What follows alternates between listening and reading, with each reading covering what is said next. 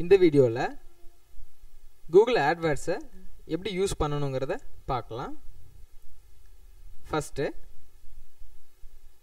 Google ஆட்வேர்ட்ஸ்னால் என்னங்கிறத ஜென்ரலாக தெரிஞ்சுக்கலாம்.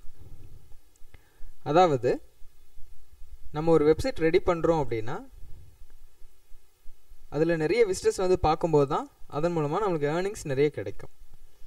அப்போ நம்ம வெப்சைட்டுக்கு எப்படி நிறைய விசிட்டர்ஸ் கொண்டு வர்றது? அதுக்கு எல்லாருக்குமே நம்மளோட வெப்சைட் URL அட்ரஸ் தெரியாது.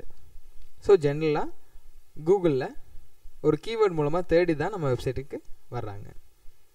அந்த கீவேர்டை நம்ம வெப்சைட்டில் செட் பண்ணுறோம் அப்படின்னா நம்ம வெப்சைட்டுக்கான டிராஃபிக்கை ஈஸியாக இன்க்ரீஸ் பண்ண முடியும்.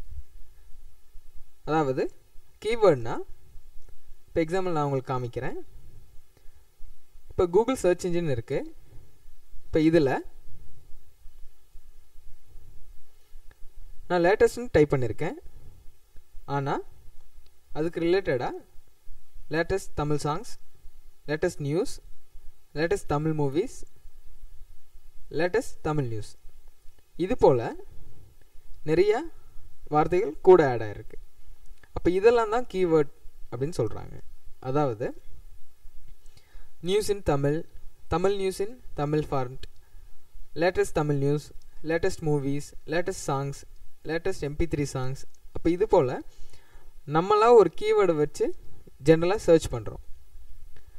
அப்போ இதில் எந்த வார்த்தைகளை அதிகமாக தேடுறாங்க, எந்த வார்த்தைகளுக்கு டிமாண்ட் அதிகமாக இருக்குது அப்படின்னு நம்ம கண்டுபிடிச்சிட்டோம் அப்படின்னா அந்த வார்த்தைகள் மூலமாக நம்ம வெப்சைட்டை ஈஸியாக ப்ரொமோட் பண்ணலாம்.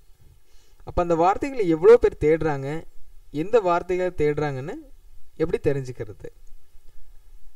அதுக்கு தான் இந்த கூகுள் கீவேர்ட் டூல் அப்படிங்கிற ஒரு ஆப்ஷன் இருக்குது. அதாவது கூகுள் ஆட்வேர்ட்ஸ். இந்த ஆட்வேர்ட்ஸ் மூலமாக நம்ம கூகுள் சர்ச் இன்ஜினில் எந்த மாதிரி வார்த்தைகளை அதிகமாக தேடுறாங்க அப்படிங்கிறத தெரிஞ்சுக்க முடியும். அது எப்படிங்கிறத வர வீடியோஸில் பார்க்கலாம். தேங்க்யூ.